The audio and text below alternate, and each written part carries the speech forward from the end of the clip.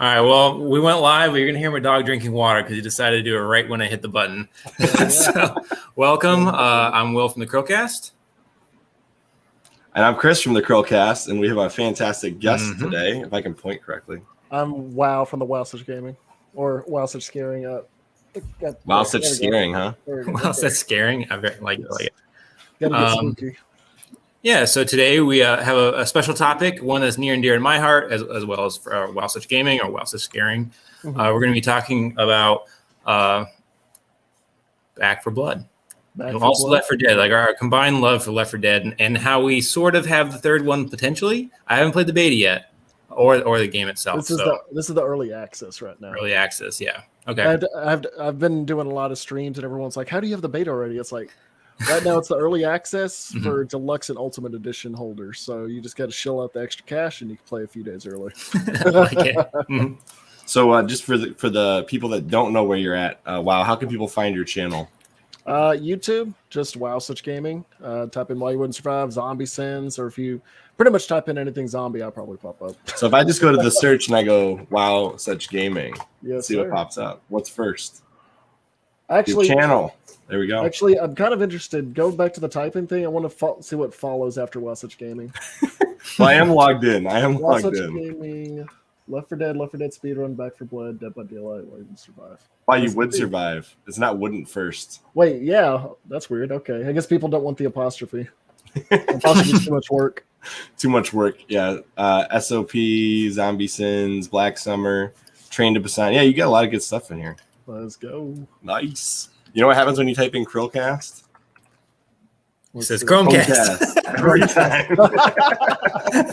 Now live on Chromecast. There was a very short period of time back in the day where CHRILLCAST actually had an autocomplete, and then Google wiped the slate again. So we don't get any nice auto finish. The thing is, we're going up in the world because originally it was CHRILLCAST. That's what it would try to autocorrect to. Right. So at least now it's Chromecast. It's a little bit better.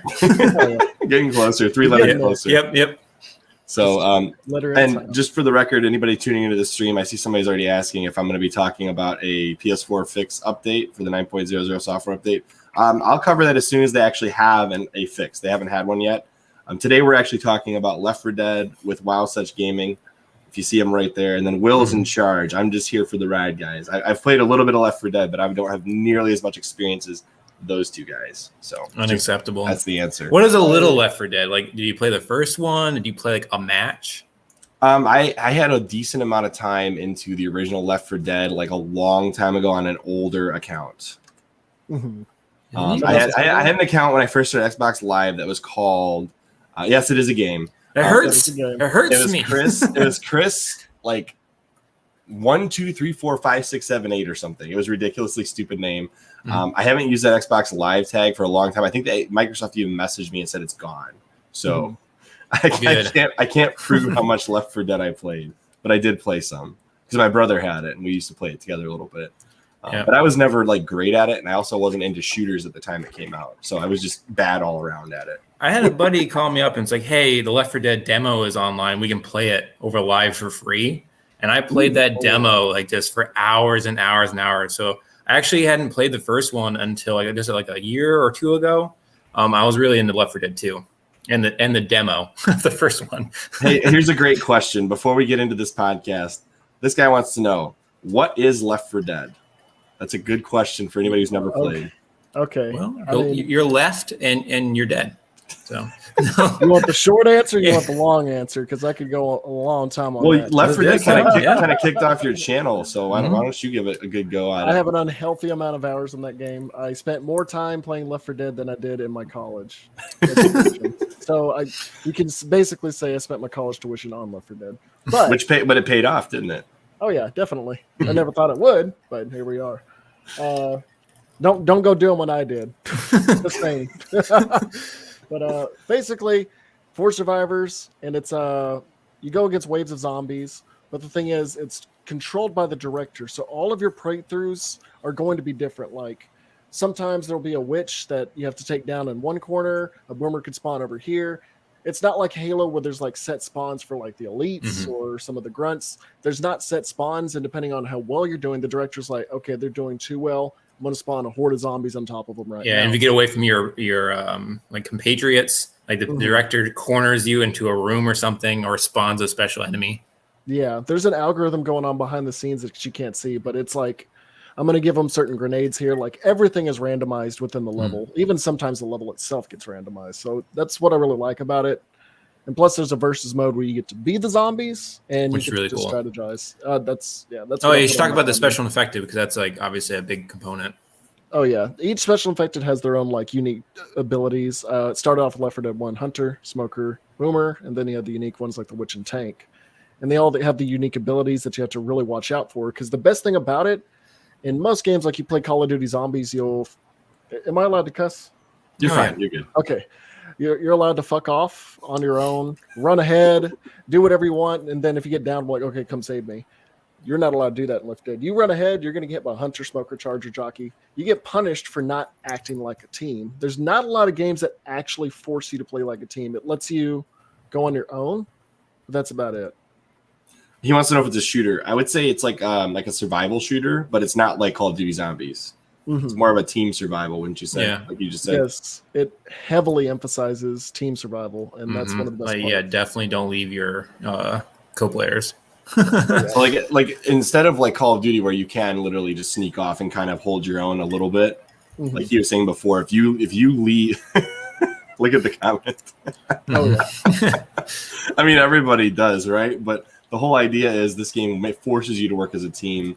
It's designed around that whole aspect. I've played it single player a little bit personally recently, just to kind of brush up again on how it is.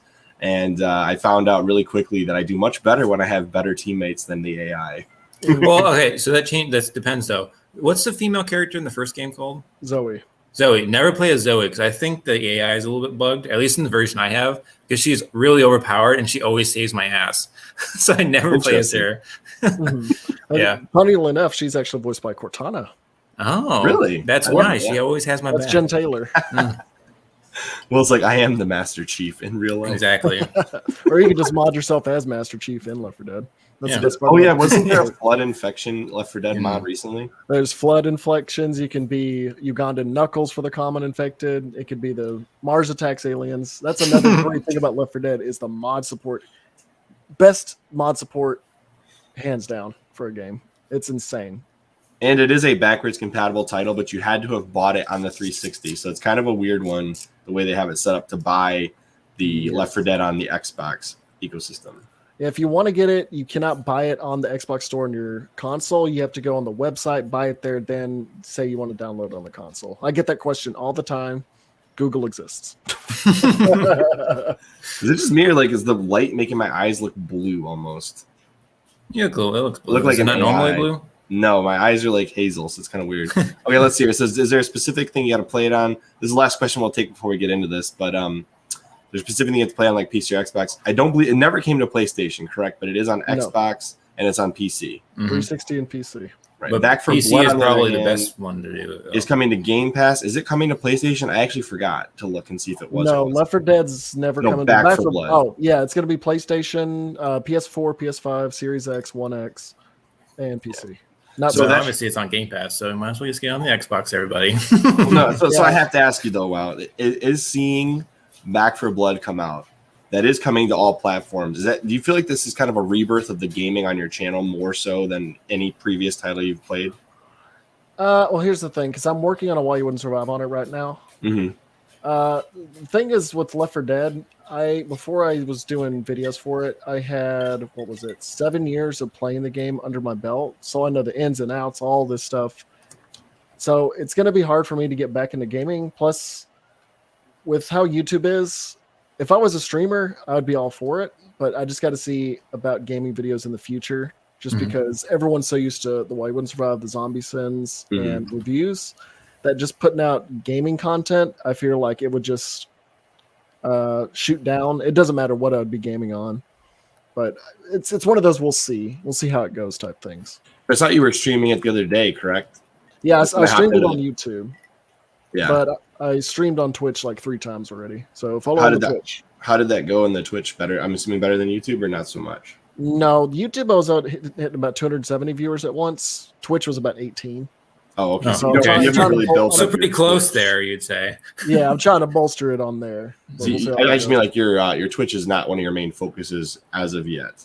No, I mainly just do it just because I'm having fun with friends and if I want to get footage for something. Because right now, I'm trying to figure out the lore. I'm trying to get some good shots, and that's why I'm spending so much time on the campaign right now.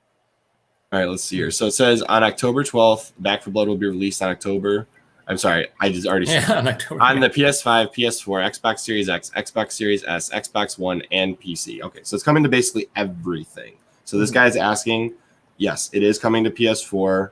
It is definitely coming in October. It's coming on, what is that, Monday? Monday at 7 p.m. Central for me. Oh, Tuesday. I'm sorry, it's Tuesday. I think I saw it's because I went on the Xbox store. It said this the 11th at 7 p.m. So it might be like because of Australia, because I think they're going off Australia time because they're so far ahead. Mm-hmm. So they're not in Australia. Just that's what a lot of companies do. Fair enough.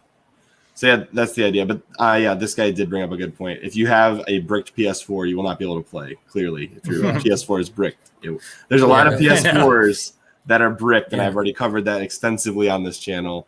Tonight, it's all about the fun of Back for Blood and Left 4 Dead. So, Will, why don't you get into this? Start asking some questions or having some discussion points. All right. So my very first question. So this, pretend that none of the viewers have seen any videos yet. What is your first impressions of Back for Blood? Is it a revitalization of the series, or is it going in a completely different direction? Well, I played a lot of the alpha, played a lot of the beta, played it hellaciously. Have tons. If you want my long ass review about it, I've got about an hour and a half of content talking about it.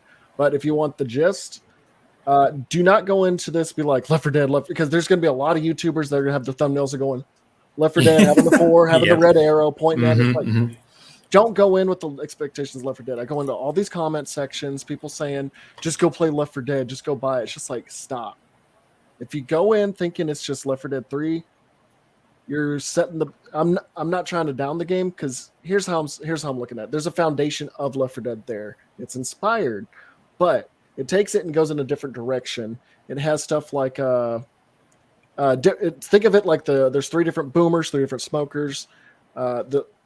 Basically, the foundation is there. There is the director that spawns hordes depending on how things are going for you. There's elements like if you hit a car alarm, it summons hordes. There's common infected and how you fight them. There's the 4 survivors and more. But it's like if Left 4 Dead actually produced more and more content over time instead of just 4 DLCs and then died. It's like if it expanded more, but it's really its own thing. The shooting's different. It feels like Call of Duty guns. If you can, Interesting. Okay.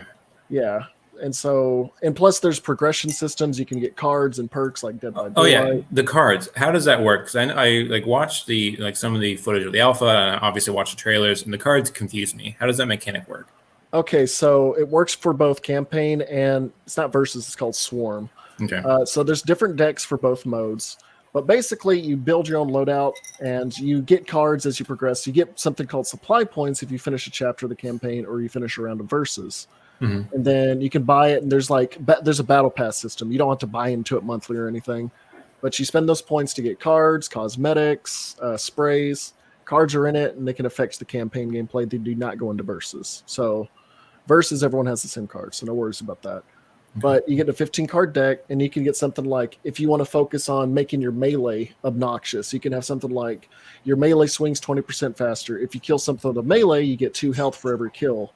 That's what I'm working on right now as a melee build. So you can really change your experience every time. Say you want to be a sniper build. So you have a thing like you do 20% more damage with headshot damage, and you get health, and it causes zombies to explode if it's a headshot. So it's sort of like an RPG type situation where you're building up the. Okay, interesting. Yeah, so it's really cool how you can have a synergy, because like in the alpha and the beta, I kept dissing melee weapons, because if you ever played Left 4 Dead, the melee weapons in Left 4 Dead 2 were obnoxiously strong. They're the best. But here, it took like 2 to 3 hits per common. And so when the actual game came out, they were still kind of underwhelming. You have stamina in the game, which I fucking hate stamina. Stamina sucks because you're sitting there running, and then you're like, oh, I'm going to swing. Oh, wait, no, I'm sitting here. Give me a minute. Yeah, hold on, zombies. So I've put all my points in this melee build, and it's hard to find like healing items. So once you're able to kill stuff and get 2 health per kill, it's interesting because you think of the game differently every time depending on your build. So it's pretty cool. It's pretty unique. Yeah, it's cool. Yeah. So we got a question real quick. Go ahead. Is it going to be a free game or you have to pay for it? I believe it's a paid game, right? How much is it? There's 2 things to it. There's if you want to play right now, you have to pay $90 to $100. The deluxe is $90. The ultimate edition is $100. And then if you're getting it, we're normally at $60. But sorry, PlayStation and Sony people, you got to pay for it. But if you're on PC or Xbox, the Game Pass. If you never had Game Pass before, it's like $1 for the first month. And day 1, October 12th, Back 4 Blood will be on that. And say you don't have Game Pass, put $1 in, you can play that for $1. So Mr. Phase JZ or Phase J's, if you just hop into your PC and you sign up for Game Pass for 1 month for $1, you can play it on your PC, provided that your PC can handle this. And this podcast brought to you by Game Pass. Yeah, pretty much. No, I'm not trying to advertise Game Pass, but it is a great way to try this game out before you decide. Like, if you just want to try it before you buy it on the PS4, you can get Game Pass on PC for 1 month, try it out. If you like the game, then go ahead and spend the $60. It is actually, I never even thought about that. Like, some games that are cross-platform, you can sign up for Game Pass, try the game out for $1, and then buy it on the other console. I never even thought about doing it that way. Another cool thing with Game Pass is if you have the Game Pass and there's a game on it and you want to keep it to get like the bigger editions, I think it's like a 10% discount of that game. So it's not too bad. Yeah, it's I've done that a couple times. But also DLC. There's a discount on a lot of DLC too. That's right. Yeah, and sometimes you just get the complete edition. Yeah, so right here, yeah, sometimes if you're lucky like Will. Yeah, I did that with Outer Worlds. I was addicted to that game for a bit. How often do they actually post the completes? I don't think it's every time. Usually it's usually not every time, but like the first time. Party games, you're probably going to get the complete editions. Like Gears of War, like everything is free. Destiny, everything is free. I know Outer Worlds is not free. You have to buy the DLCs, but those are discounted. Okay. Yeah, I have to say, Mr. Phase J's, because you have that brick PS4, I'm going to give you the same advice I gave in my video. Contact Sony directly and push for a free repair or just pay for the shipping. I know some people have successfully navigated those waters, so best of luck on that. The brick PS4 situation just sucks in general, so good luck. All right, so back to the game. Do you feel that this game, like you said, sort of like has Call of Duty, like gunplay? Do you think that it's unique enough? Also, there's 1,000 other zombie games. Do you think this game is unique enough to actually stand out amongst the others? And do you think it'll make a name for itself? Okay, so I'm pushing it off for a while because it's going to be a arduous video, but I want to do a video called Left 4 Dead Clones and Ripoffs. And there's I'm trying to think of the few that come to my head. There's Earthfall. There's an Alien one. World War Z. They actually came out with an expansion recently, I think. Or is another whole game or something. Well, I think it's called Aftermath. Played that. There's something. It's Warhammer 40K. I think it's called Vermintide. I think there was that. I think I played that when my channel first started, but I couldn't get into it. None of them really like grasped me. It was like I played it for a little bit, but it was just, I don't know, feel like more of the same. With this, I feel like they did enough to where it'd be like, okay, I want to keep coming back to this because it does feel unique in its own regard. Okay. And I've been playing through the campaigns, and going through the first act took us 3 hours, another act 3 hours. It was, instead of it just being like, you go here and you fight a horde, you go here, fight the horde. That's what Earthfall did. That's what World War Z did. That's what a lot of these do. It's just like, they copied the Left 4 Dead formula too much. They didn't add their own zest to it. It's like, oh, we Left 4 Dead with aliens, or World War Z, but it's third person and there's classes, which they do that in Back 4 Blood, but Back 4 Blood, they add like these unique twists, and there's like boss infected and all that. It's really cool, and it does set it apart. And I've been really enjoying it. There's a lot of people out there like, oh, don't get it. It's just BS. And like, it's one of those. It feels like there's no game that's perfect for anybody unless it's like on Nintendo or something. Yeah. And I'm just so tired of the pessimism. And I came into this neutral. I don't want to be pessimistic. I don't want to be optimistic. I just want to go into it like, if I like it, I like it. And that's how I see it. Yeah. But it's standing out for me so far. Now, will it have longevity? We'll see once I actually beat the whole campaign. Fair enough. Yeah, and as far as longevity goes, clearly Left 4 Dead has a massive audience to this day. So Back 4 Blood, if it lives up to the hype of Left 4 Dead, or at least Left 4 Dead was, then Back 4 Blood could have staying power just like Left 4 Dead did. It just has to bring that unique style to it, right? Oh, yeah. Yeah, Left 4 Dead is always going to be extremely unique, and no one's ever going to copy that because it had its Valve charms of like all the unique objects that you can mess around with, and how just there was because I remember reading interviews, and there's like an interview system in the original Left 4 Dead 1 and 2 where you get developer commentary about how they wanted to put cutscenes in Left 4 Dead 2. They're like, that's going to ruin the pacing. It's cool the first time because there's cutscenes in Back 4 Blood. But one thing is, like, once you watch it once, you're most likely never going to watch it again, or you just watch it on YouTube if you really feel like it. And go ahead. Sorry. Oh, sorry. It comes down to, like, when you start a chapter, if you get that one person that just got the game, now you got to sit through 2 minutes of them watching it, and it's just like, oh, he's watching it. Give it a second. There was like just a philosophy when it came to Left 4 Dead that I feel like the Back 4 Blood devs are kind of forgetting, or they're just kind of jumping the shark on, which they kind of jumped the shark on the solo thing. I'm sure you guys heard about that. Now, this is a good question, and I actually don't know the answer to this. I knew quite a bit of the other stuff that we've discussed so far, but I don't know this. Is Back 4 Blood designed in the way that Left 4 Dead was, where you have actually completable campaigns, or is it more of a horde mode right now? Where are we at with that?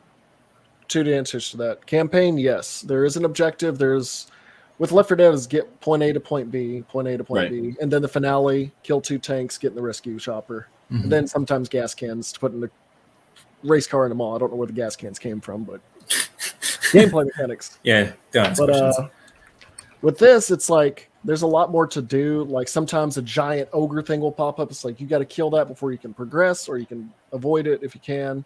You got to go over here and pop these nodes before you can progress further.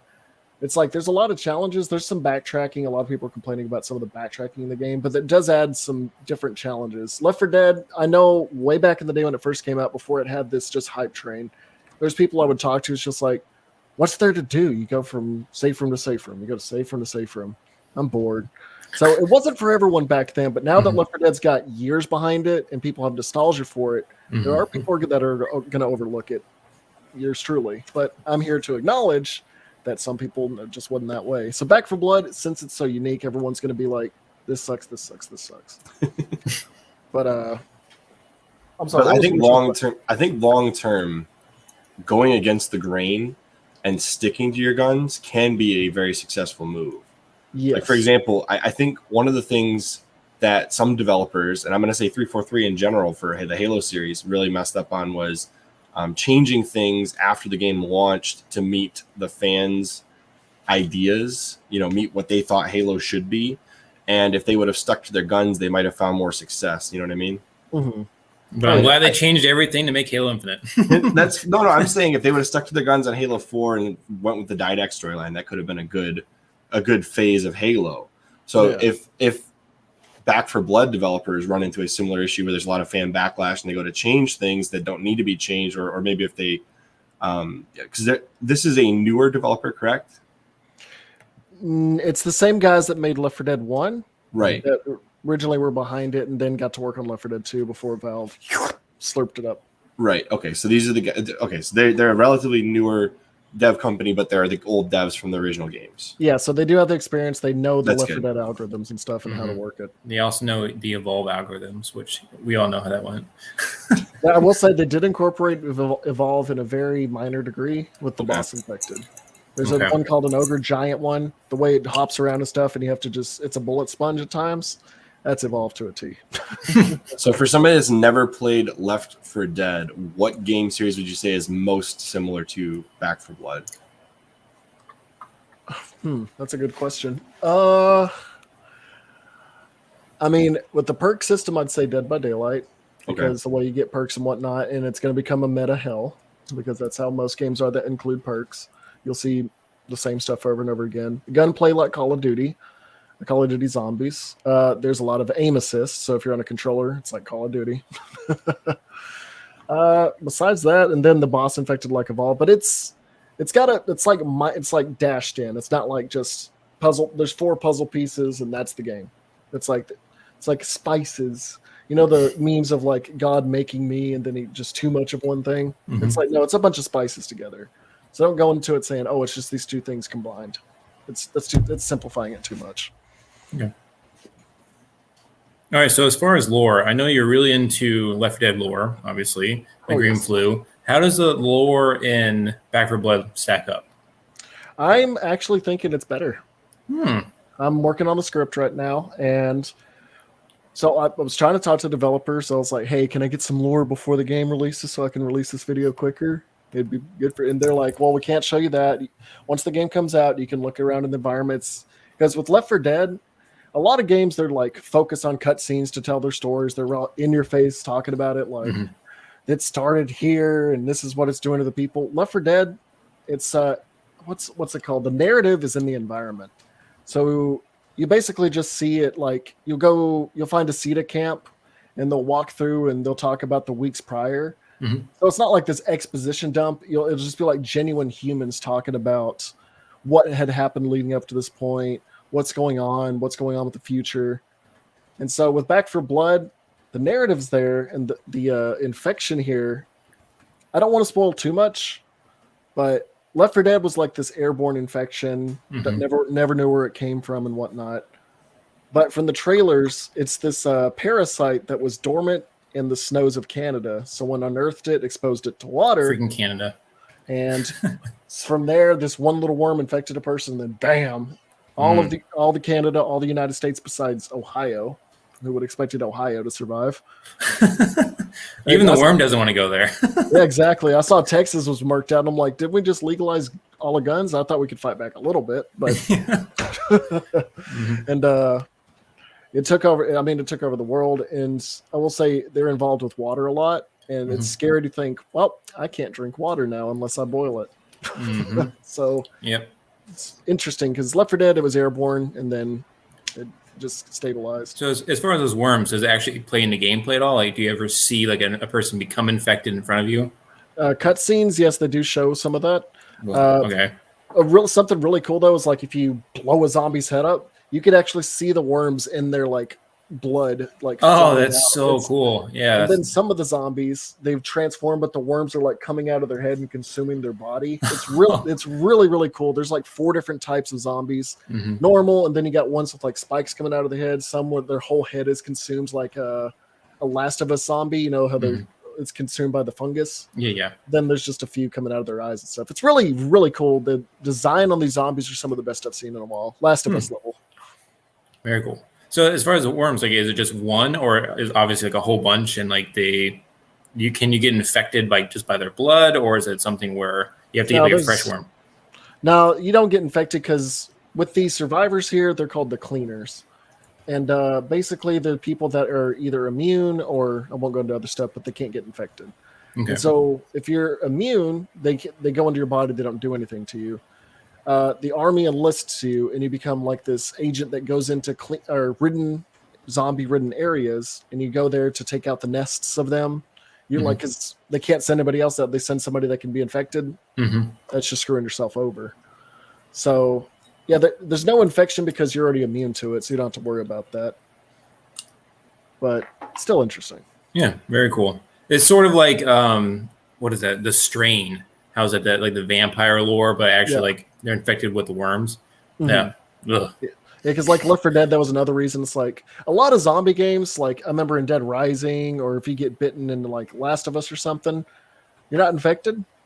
I know Dead Rising has the vaccine and whatnot, but with Left 4 Dead, they explain in Back 4 Blood that you're immune to the virus, or at least you're a carrier, which the virus can go in you, but it can't go.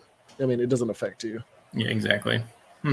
But it's attention to detail with this game. Like, they're really good about the lore.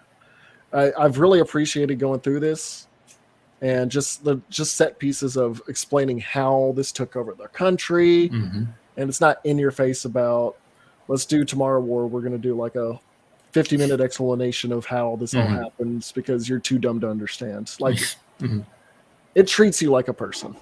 Do you have a sense that they're going to be able to add on to the campaign as time goes on, where they just keep adding chapters?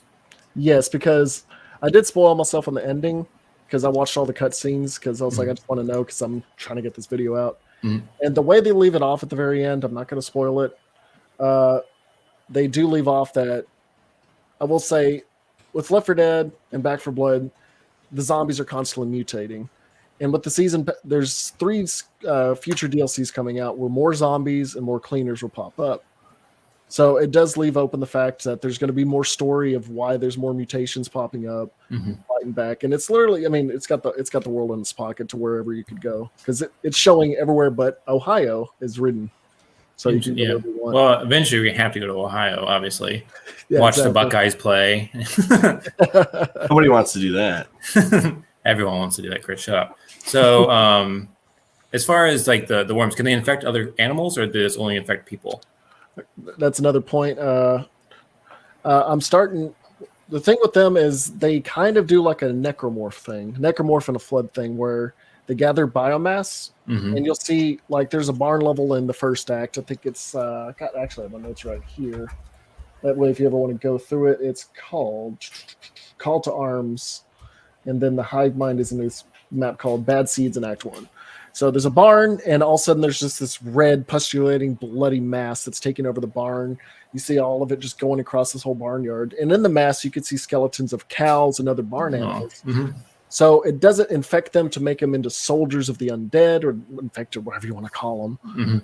It's harnessing this biomass to create something bigger. I'm not going to explain more than that. But there might be like a hive mind intelligence behind this, or they're just soldiers trying to make more. Is it sort of like what is that movie with like the slug aliens? I can't think of what it's called. Slither, I think. Slither. Yeah. It's kind of like Slither, but without the people actually like retaining intelligence. It's just mindless. Okay. That's a good point, though. Slither is a good frame of reference. Yep. I like Slither a lot. I like the whole slug going in your mouth freaked me out, but oh yeah. I'll just never get that image of the girl in the barn. Yeah. Saying, they're tearing me apart. I'm so fucking hungry. Yeah. The way her whole body's jiggling. Yeah. Oh, so gross. Hey, what about either you or Roanoke or both of you guys need to cover, speaking of worms, the what do they call them? Morgan Freeman has the quote. It's in Dreamcatcher. You ever seen that movie? I have not. Okay, shit weasels. That's what he calls them, the shit weasels. The shit weasels. They literally come out of the toilet up into the guy's that way. You're missing a part. I think don't they get infected first? And then they shit them out. That's why they call it shit weasels. Yeah, that's. Oh, you're right. You're right. Yeah, okay. You're right. So that's a great thing for why you wouldn't survive or why you would survive. I would love to see a breakdown on that of that particular movie. We need that one. It's a Stephen King. It's based on a Stephen King book. Oh, it's so freaky. There's aliens and like the shit weasels freak me out. It looks so painful. What is it called again? Dreamcatcher. Dreamcatcher. Oh, okay. I've heard of that. The movie's ridiculous. Need to cover more of the non-recent movies. The only one that's a non-recent older that I covered was Killer Clowns from Outer Space, and that was a bit wonky, but need to get more into the grotesque stuff. Yeah, you should definitely check it because you can grab Morgan Freeman saying shit weasels and put it all over your video. Oh, Morgan Freeman's in the top 3 guys I would go gay for. He's my man. So speaking of voice actors, do they have good voice actors for the Black 4 Blood cast? Okay, yes and no. Yes and no. Okay. So the banter for the voice acting's good. They do their jobs good, and they're great. I actually follow some of the voice actors on there. The guy for Evangelo, he's really cool. But the voice acting is good, but I feel like the lines could have been better. There's one character named Holly. If you guys have ever known me for a while, you know that I throw puns out like crazy. And but I don't know. I feel like the delivery, it's just Holly's just constant. I feel like I'm watching a Marvel movie. And she's like someone watched Marvel. It's like, okay, I gotta throw out a one-liner now. And then 2 seconds later, I gotta have a one-liner now. And she's just constantly throwing them out, and me and 3 of my friends are always just going, "Shut the fuck up, Holly! Shut the fuck up, Holly!" Okay. So it's not like Ellis, like you don't anticipate that one-liner that he's gonna say. Yeah, it's not like Ellis saying, that me and my buddy Keith this one time. He had Oh a my recurring gosh. joke that Yes. worked.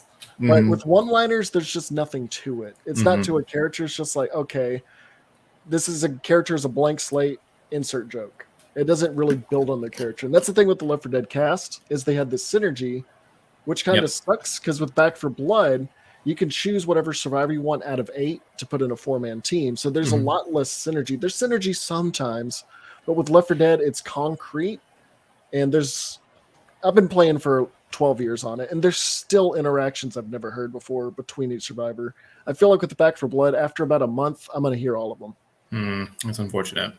Because they just got to balance it. Yeah, speaking of that, though, do you think that they'll ever be able to bring in, maybe not actually Ellis and Coach, but like the same voice actors and essentially just make like a knockoff character? Honestly, because recently with the Left 4 Dead IP, Valve has been very lenient. That game Zombie Army 4, they got 4 of the survivors. It's their likeness. It's not the voice actors, but got their likeness to play as survivors. Dead by Daylight has Bill as a character, and then they put in the Noam Chomsky. They have a Boomer Charm, the Left 4 Dead safe room door. So I feel like at some point, Back 4 Blood, I mean, the developers know, like Gabe Newell, they know him personally. They've worked with him in the past. Even though they had a rocky relationship in 2009, that's years past. They're selling it on Steam and whatnot. I feel like maybe they could do like go into the Marvel stuff, alternate timeline Coach, alternate timeline Ellis, and put him in there. I would love it. Yep. And maybe it could kind of look like him, but bring in the voice actor. I think that would be really cool if they could pull something like that off. Yeah, and then you're talking about how they have that cow mass in the bar, and Coach can make the joke about the cheeseburger apocalypse. That is the cheeseburger apocalypse. He's going to be like, there's no more cheeseburgers. We took all the cows. Damn you. Something like that. Yes. Oh, my goodness. Actually, you know what would be cool with Back 4 Blood? And I would recommend, if the developers watch this, I doubt they will, but if they do, my recommendation would be to see if you can get some of these other zombie franchises and just bring in like really cool characters like Frank West. Like Dead by Daylight does. Or like that. Yeah, exactly. But like I would love to see Frank West in all of his glory in Back 4 Blood because of how ridiculous he is. I'm not a big Dead Rising fan, but I love Frank West as a character, except what they did with him in 4. They like they changed the voice actor too, which stunk. Yeah, his actor and his character just completely changed. And actually, even if they don't grab Frank West, they could grab the voice actor that was Frank West and make like a different guy, like Wank Fest or something like that. France East. France East. There you go. I love it. Francis South or something like that. Oh my gosh! I'm trying to think of others. They could get Sean. Sean to get the tie and everything. That would be great. Yeah, that'd be great. Too, they have references. There's a cricket bat. They did that because of Shaun of the Dead, so that would be perfect. But yeah, if this game blows up, they could easily start grabbing other franchises, zombie people to just insert as DLC. It'd be fun. Yes, exactly. That would be amazing. Pull a Dead by Daylight and start getting licensed zombie characters out there. That would be amazing. You could even have licensed zombie horde survival modes. Like you could bring in like World War Z zombies or something ridiculous like that. That would be neat. Yeah, have a unique little mutation thing. Yeah. Obviously, that would take a lot more work than just standard what they would normally do, but that would be cool too to have like extra hordes that you could swap in from time to time. Well, you can have like a special event mutation, and they just do whatever. I don't know how well it fits into lore, but it maybe. This would not the DLC I'm talking about wouldn't be lore based, obviously, at all. No, it'd be more of a fun. It'd be a fun add-on. You know what I mean? Alternate universe stuff and all that. All right, so it's bringing in stuff from like Left 4 Dead. The melee, do they have like a lot of ridiculous weapons, or is it more like, would actually make sense? It's a lot of standard stuff. There's a hatchet, there's an axe, there's a machete, there's a barbed baseball bat, not a barb, but it's got nails sticking out of it. There's nothing wacky like in Left 4 Dead where you got a frying pan, a guitar. The guitar was best because you could actually like play a tune. Oh yeah, I had a guitar that looked just like that when I was in high school, so I was always picking it up. And then like a nightstick, and then I really want there to be a katana in Back 4 Blood. Yes. Like I know it doesn't make sense because there's barely any katanas unless you go in a weeb's house in America. But I need some katanas. That'd be cool. And then it's probably not a very sharp katana. If it's set up there. But that's why Ohio survived. It's like just a bunch of weebs in that state. Yes, exactly. The weeb ratio goes up high in Ohio because I have 2 friends that are major weebs in Ohio. So if you guys are listening, I'm calling you out. I got a friend who's a weeb in Michigan. There you go. The weebs are spreading. Yeah, weebs are. I'm not a weeb. I'm Nice just try. kidding. I'm a weeb. I will not deny that. Yeah, I was like, I don't think there's anything wrong with it, but I am not one. You know, everybody defines that term differently. I'm curious how you define your weeb. Oh, weebs are self-deprecating. They will say, "Oh, you're a weeb. What's wrong with you?" But you're a weeb yourself. So, Yeah. a very self-deprecating group of people, and it's awesome. Gotcha. Okay. How do you feel about it? So let's just say Back for Blood becomes wildly successful. Mm-hmm. Does anything, like if Back for Blood becomes extremely successful, everybody starts playing it, are you concerned that it might slowly but surely slow down Left 4 Dead people playing that game? No. Not at all. Because right now, a lot of people are in the mindset that Back for Blood's never going to charm up to it. Actually, right now, people are going to play it. A lot of people going through the Game Pass since it's going to be $1 or free, whatever. Mm-hmm. They're going to play it. Half of the people are going to get addicted to it, and then there's going to be people. So it's like a 50%. People keep complaining. Ew, I cannot talk. People will keep playing it. There we go.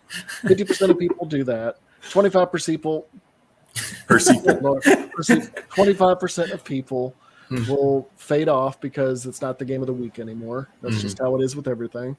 And then I feel like the other 25% will go to Left 4 Dead because they got the nostalgia there. They'll be like, I'm going to play this because it's all so much better. Mm-hmm. So, but it's going to have its own player base. I just hope, because I don't want to make a gamble or like stab at it or anything. I just want it to do better because their last game was Evolve, and we all know how that turned out. Yep. They couldn't even give it away. Mm-hmm. And who was the publisher for them? Was it EA? It was EA. Mm-hmm. That's why. Yep. They're with WB now. And so the monetization system's not going to be nearly as egregious, because in Evolve, you wanted to have a yellow shotgun, $3, bitch. You want the giant monster to have some yellow paint sometimes, $3. I think the total cost because you had to spend $15 for one monster. One. So think of it like a special infected. You want the boomer? $15, baby. You better pay up. Yeah, that's terrible. And so I think there was like Sims level of amount of content that was locked behind. I think it was like over $900 if you wanted everything. There's the most egregious thing I've ever heard of was I think Train Simulator 2019. To get every piece of DLC for that game, it was like $7,000. Train Simulator? Yeah, I think it was that one. No, the people who actually bought that game probably paid for the rest of it too, and happily. Probably. Just go buy a real train at that point. Jesus Christ. your friend comes home in a Thomas the Tank Engine, like float from a parade. Like, yeah, I got Thomas. Yeah, well, so I guess as far as paid DLC and is there potential to have skins in this game? And also, like, if so, do you think they'll start getting wacky? Yeah, it's a live service game. They're going to be constantly updating it. There are already skins in this game because with the Ultimate Edition, the $100 one, there are skins you can only get through the $100 edition. That's what I got, and they're okay, whatever. But it shows there's other skins you can get through the Battle Pass system of getting points, because there's sprays, cards, the card/perks, whatever you want to call them, and then there's skins that you can get. That's Evolve. They're talking about it was 2K. I just want to get that correction out there. 2K, that's right, 2K. Well, 2K, EA. Yeah. 2 letters and they're both shilling. And but yeah, with the skin, because one thing they stated, because when everyone figured out it was monetized, everyone's like, oh no, they're gonna make it where the cards are purchasable. Everyone's gonna have an advantage because you can buy cards. So like, no, it's just gonna be cosmetics.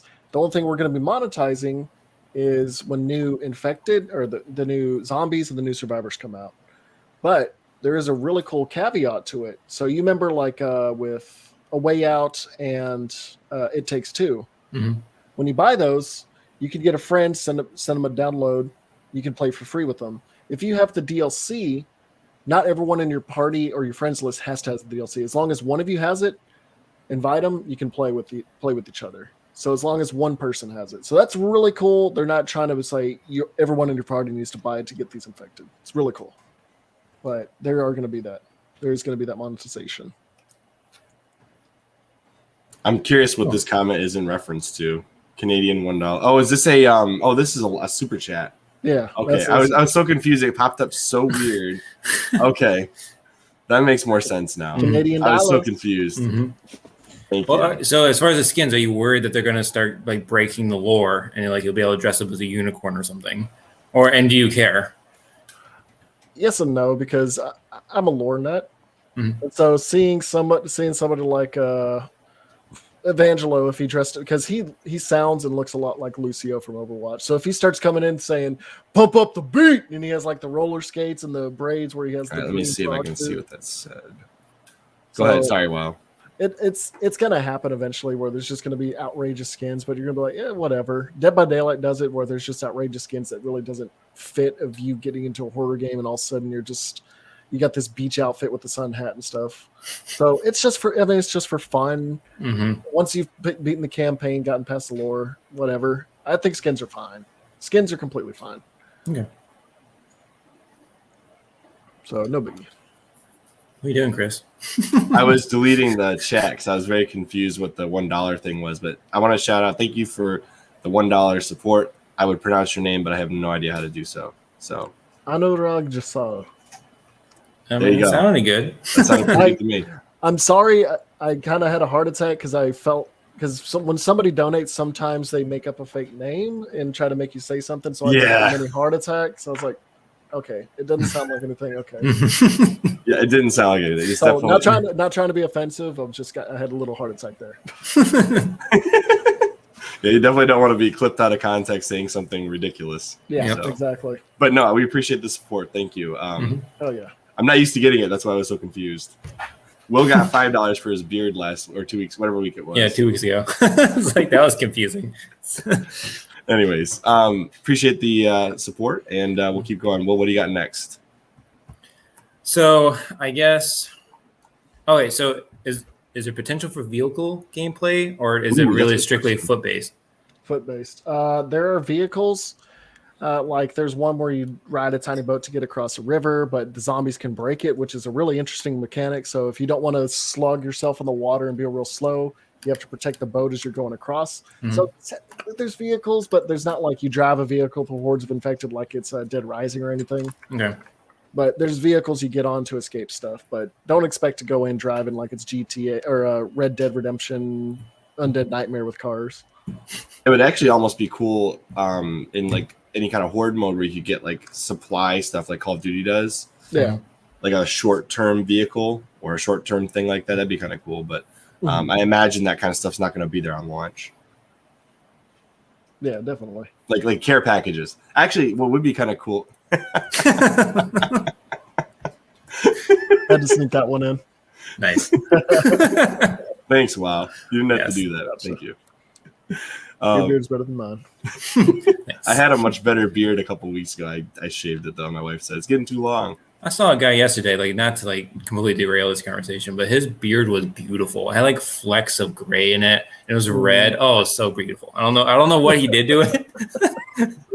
But it was one of those beards you just want to go up and like kind of touch, you know, in a completely straight way. I'm jealous because all I could get is this goatee and then the gross gamer neck beard going, and I hate it. I started getting a hair on my Adam's apple, and I'm like, when did that start happening? I didn't know. It's got to grow completely out like a turtle beard. My beard grows all the way down my neck. I have to shave my neck all the time. Yeah, exactly. Yep. Yeah, I'm a Yeti, so like I could just grow it completely out.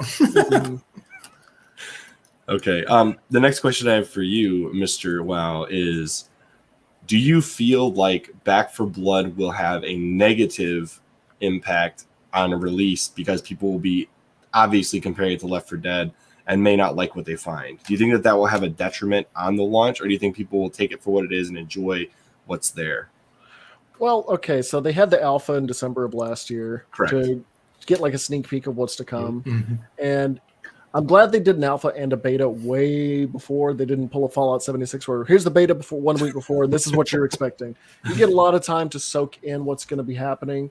So the people that didn't watch or play the alpha, people that didn't watch or play the beta, you're going to go in gates blazing. Just don't go in expecting Left 4 Dead, and you'll get disappointed.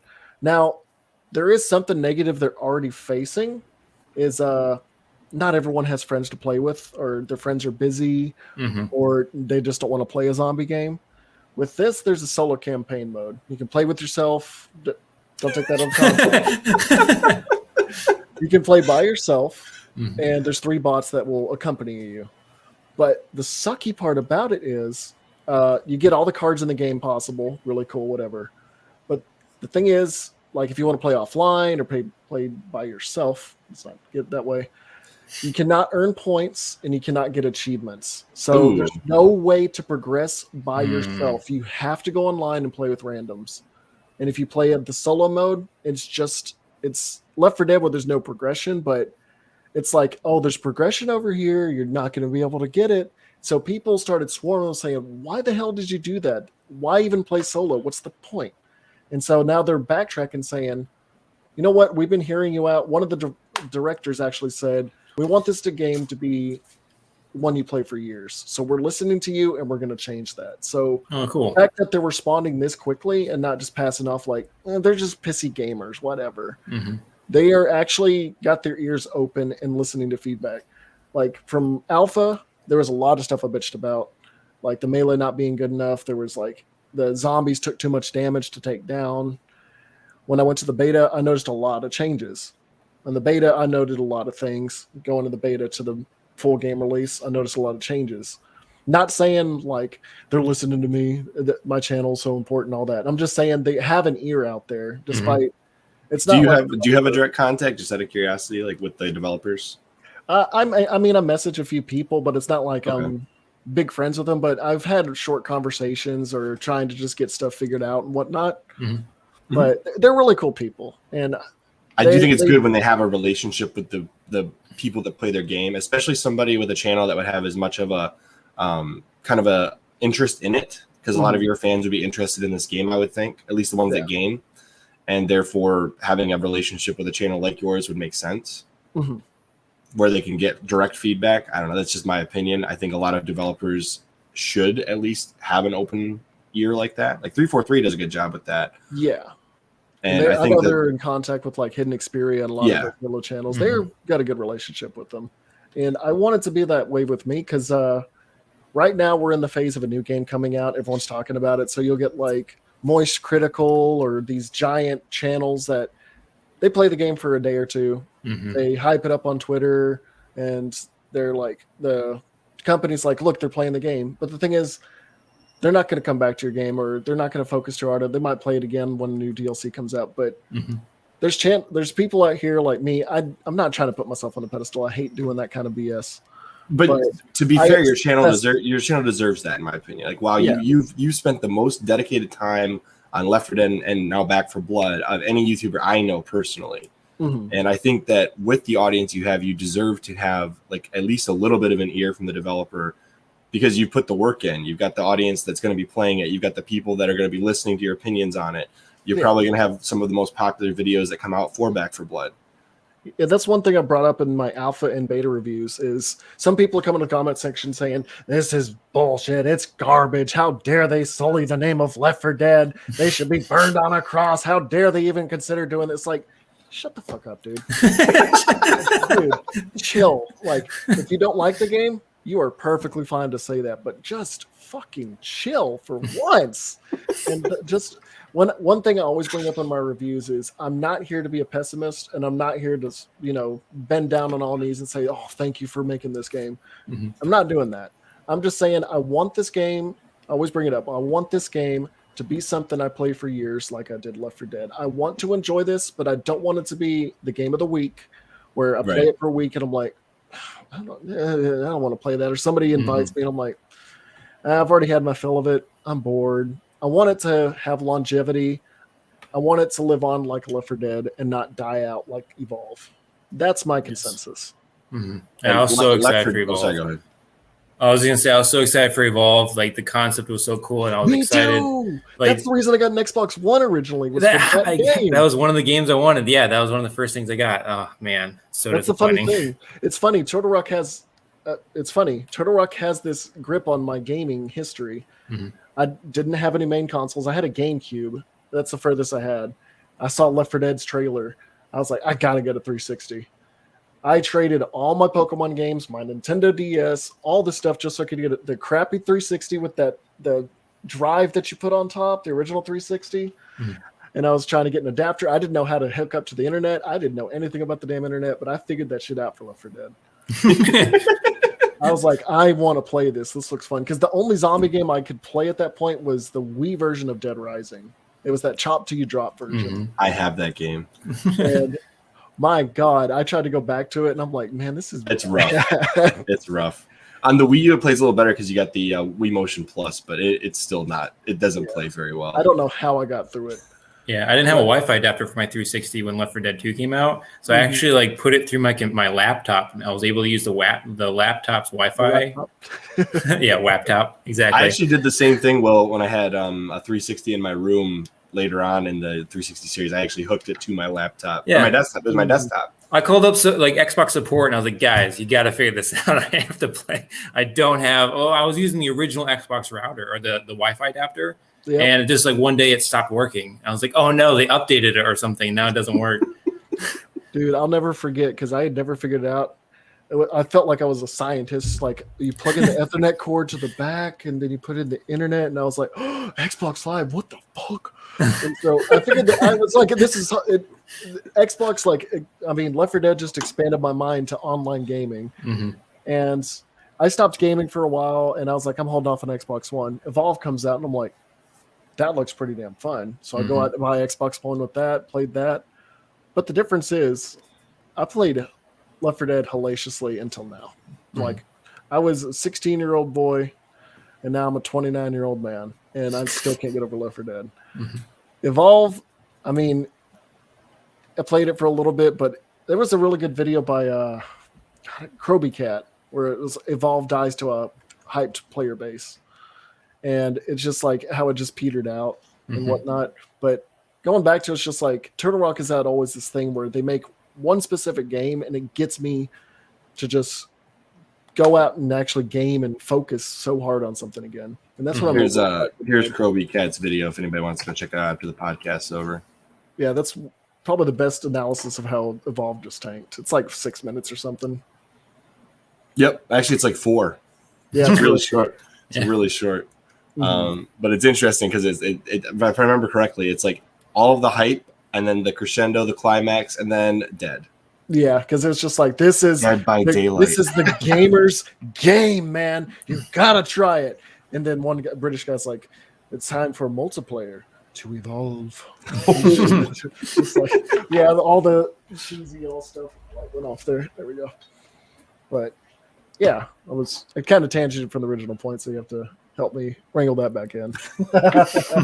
You're good. I enjoy the things you have to say. It's fun having you on. Oh yeah, definitely.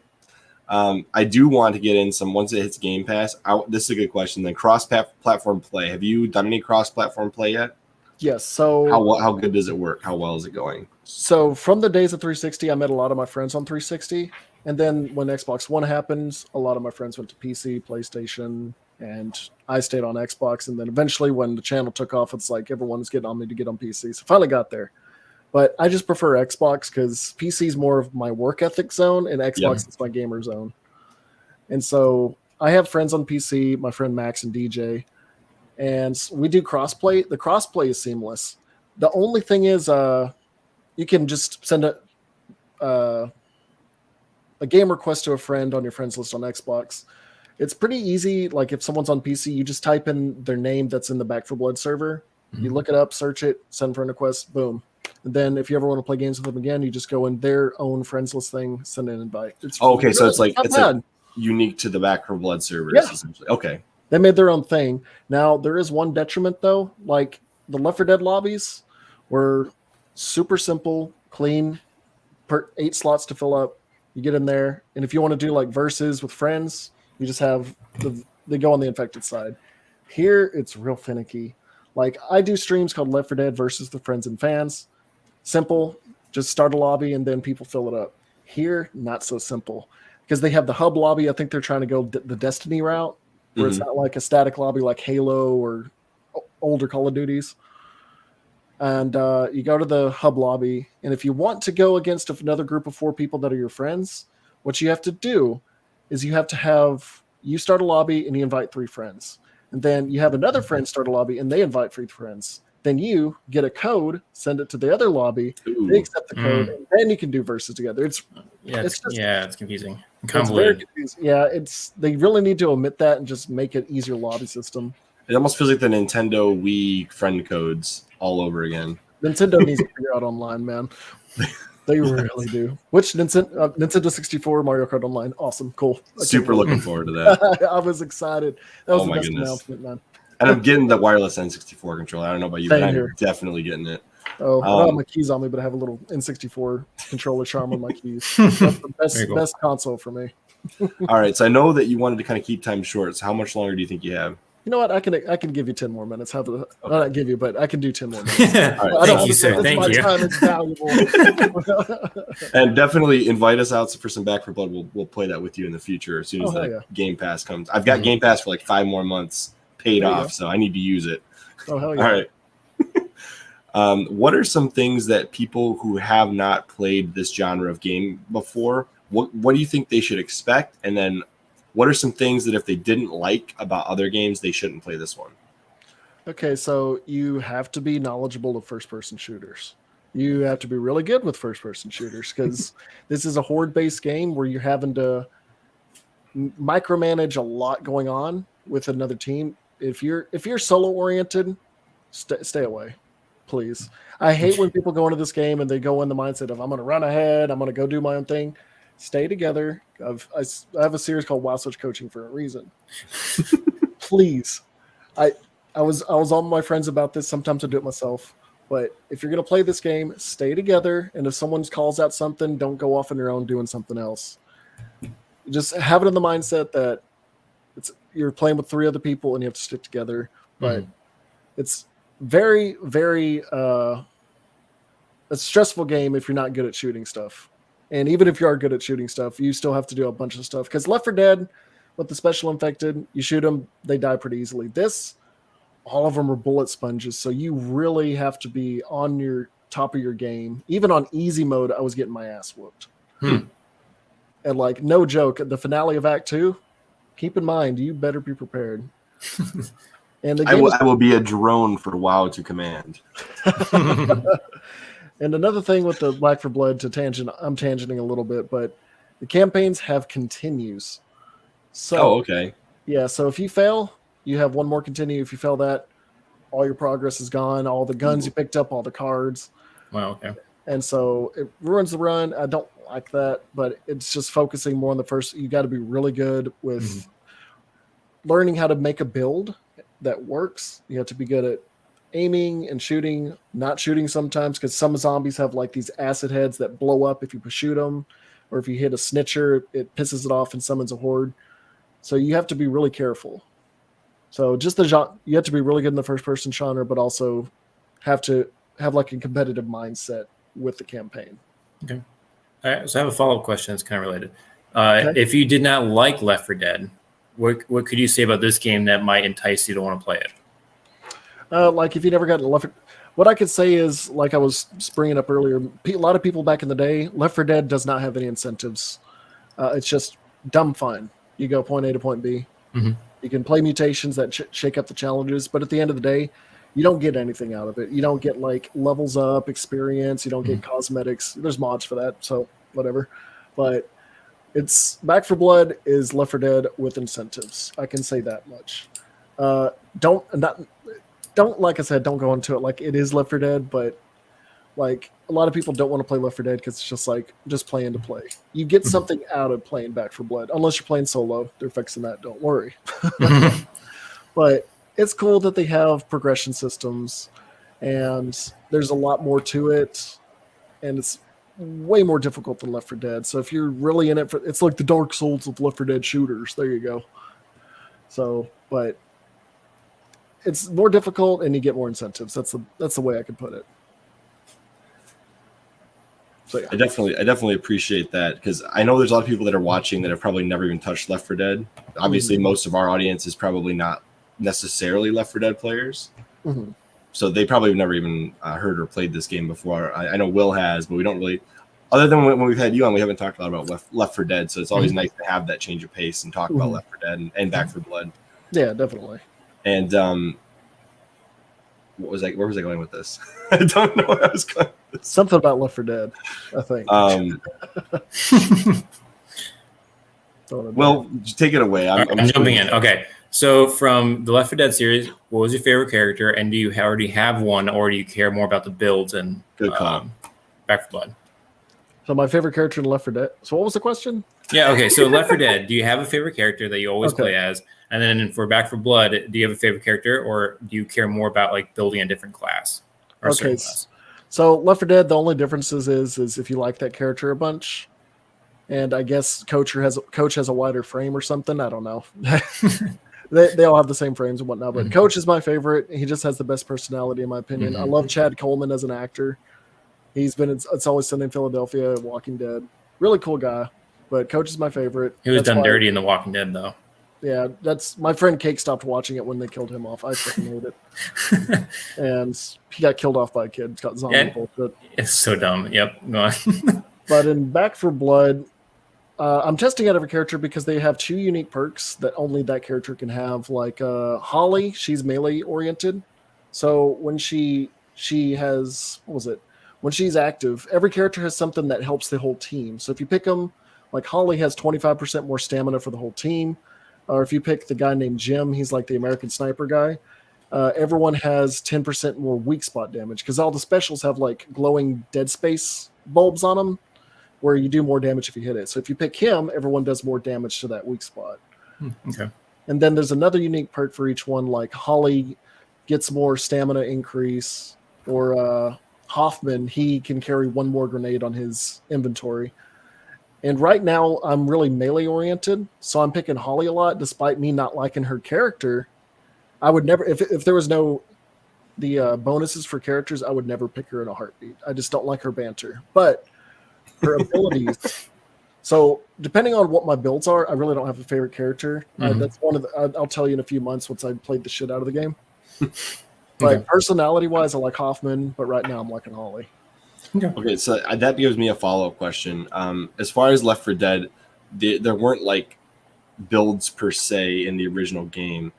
Do you feel like this changes the game too much? Are there too many customization options in Back 4 Blood having the ability to have builds? Yeah, so one thing I always bring up, because Dead by Daylight, Call of Duty, a lot of it's meta hell, where everyone's going to pick the exact same shit, and it's just going to make it to where you didn't pick this, get the fuck out of our game, we're kicking you out, man. And I'm dreading that day, because right now it's like Overwatch. That's a good way to put it. Overwatch at the beginning, it was everyone was having dumb, stupid fun, figuring out all the characters, what works, what doesn't. You go now and you pick like Widowmaker or somebody, people are going to break the shit out of you. And that's what I'm worried about for Back 4 Blood, because now we have this, we figured out all the perks and like, oh, this is fun, but come back in 2 or 3 years and everyone's gonna be like, you're picking that card? Are you fucking stupid, dude? Get the fuck out of our game. You're ruining it. You're throwing, dude. You're throwing. Just like, that's what I'm worried about. And then with the versus mode, with Left 4 Dead, when you do versus, the special infected, all randomized, you don't get to pick. It's just, you can kind of get an idea of what's going to spawn next, but you don't have a say in the matter. Here, this is another meta hell. So if you know the Charger, he's got a lot of health, can punch the hell out of you. There's the thing called the Tall Boy, and there's 3 variants for each one. There's the Tall Boy, the Crusher, and I can't remember the other one, but he's the one I picked the most. And you can have 2 of each. So what we're doing is, instead of like you have a hunter and he can be killed easily, just imagine 2 Chargers and 2 smokers. You go in there and you have this thing that takes so much damage. He bashes the hell out of you, and you have 2 of them chasing you. It's so unfair, because it's just constantly every 12 seconds after you kill him, another one's coming in. It's hell. And I wish there was a randomization option, because what you can do with this is you get mutation points, you spend them, and this overpowered character, you can give him 30% more health. He does 35% more damage. Oh, wow, okay. If you get near a survivor, they do 20% less damage to you. So if you just rush in there, there's no downside. You could just keep investing points, and it's just insane. And you just get mutation points just for doing damage and finishing around. So Left 4 Dead is just like, you go in, you have fun. Back 4 Blood, we're going to pick this character, own this character, the other team's not going to have fun. And it's going to be that way. Because they have to nerf people in seasons and that kind of stuff. There's going to be a lot of nerfing and a lot of buffing. And there's been games where we steamroll people because we picked all the overpowered stuff, and there's times where we get steamrolled. When you steamroll, it's a lot of fun. You're like, damn, we kicked their asses. That was a lot of fun. I love this game. But when it happens to you, man, fuck this game. This game dead. Oh god damn it! Why this meta sucks and just that's. But I'm seeing it from both sides. I'm like, man, they're not having fun. You'll see them rage quit, and there's only two on the other side. Another thing with the versus Left 4 Dead is if somebody quits, a bot takes over for you. There's no bots in versus. So if you have teammates quit, you have 2 survivors going against 4 of the specials. And it gives you a minor buff, but you're screwed. So there's a huge difference there. I think this is probably an obvious answer for you, Mr. Wow, here, but what's the answer just for this guy's last question? What's your favorite game of all time? Well, of course, it's going to be Left 4 Dead 2, but if Left 4 Dead 2 wasn't up there, actually, I can answer that just by doing this. Hold on a second. The one that started gaming for me right here. Super Mario 64? Yep. I actually didn't expect that. Dude, this game started my gaming addiction. I love this game so freaking much. I don't know where I'd be without it. So if I had to be that, it'd be there. Is that a sealed N64 copy? Yeah. Wow. So nonchalant. Yeah. It's not the $1.5 million one that sold. I saw it in the store for like 200, and I was like, man, okay, I'll do it. I've had a few of those in my lifetime. That's just like I don't know if it's ever going to be there again. Just do it. I have a recently played bias. Like I can never answer this question and not change my answer over time. I have a hard time with that. What about you, Will? Honestly, like when I first saw this pop up in chat, I tried to think what it would be like. My immediate thought would be like Fable. I was like, is that really my favorite game? Like, there's a lot of flaws to that game. Well, that doesn't matter if there's flaws, but if it's something that you just enjoyed, it's something you can always go back to. Yeah, well, I can always go back to Fable. I can always go back to Halo. I mean, I've added to that repertoire recently because originally I would only play those games. But like, I love Left 4 Dead. I love Ori and the Blind Forest. I love like the Gears series. I'm finally getting into. Like the Elder Scroll games, I'm just starting to play, and I really like them. The Witcher series, I really like the Witcher series. But if I have to go back to the original, like Star Fox on the N64 was the shit. Yeah. You know what? I never actually played it growing up, even though I had an N64.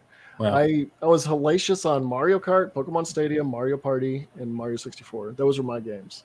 Yeah, I only got to play the games my brothers bought, and they had 007, and they had... Oh, how could I forget that? Of course I had that. 007 and Star Fox. So it's like I played those games constantly with them. Dude, trying to go back and play N64 GoldenEye. So bad. So bad. I just recently found out you can use dual analog sticks on N64 007. Did you know that? Yeah, we have to use 2 controllers. You plug in 2 N64 controllers, and you can do dual analog sticks on GoldenEye. Huh, that's got to be hell on the fucking wrist, though. Yeah, I've never tried it myself. I just found out recently. A friend of ours, Chad the Gaming Dad, pointed this out, and I was like, what? I didn't know that. That is crazy. Yeah. Will used to play that like it was a 2-player mode, apparently, or something. Or maybe somebody else. Somebody I was talking to said they used it. They did 2-player mode, and they thought you had to use 2 people to play it that way. And then Chad's like, no, you just pick up both controllers with your hands, and you got dual. I was like, what? That is so crazy. An answer finally came to my mind, though. My first love in gaming was Donkey Kong Country. Yeah, that was a good one. The Super Nintendo Donkey Kong Country. That's a good game. Yep. Was like what my first like real interest in gaming. I absolutely loved it. I even had a VHS tape of Donkey Kong Country: The Crystal Chronicles. Back in the day. It was actually produced by like some French animation company, and I loved it. It was hilarious and awesome. It's not and I actually showed animation.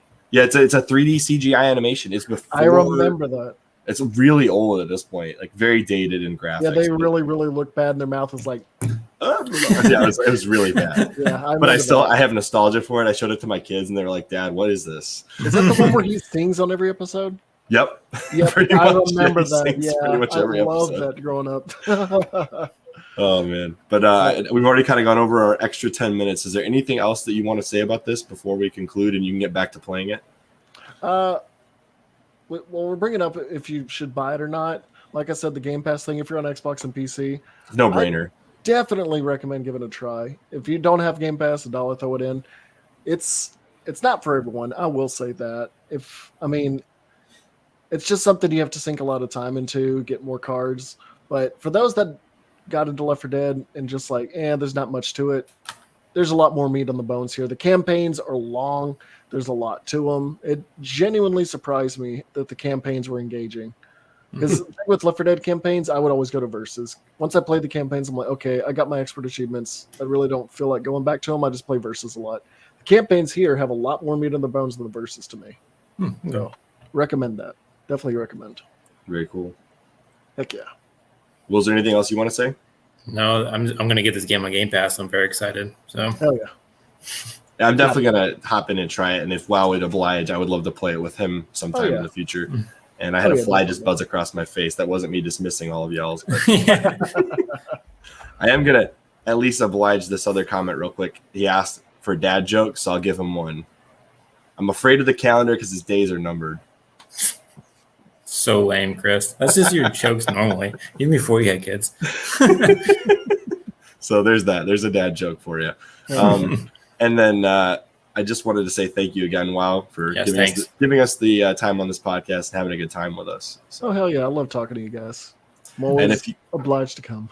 And if you guys want to, I highly recommend it. If you're not already subscribed to WoW Gaming, do so because he does the best zombie content of any YouTuber I know.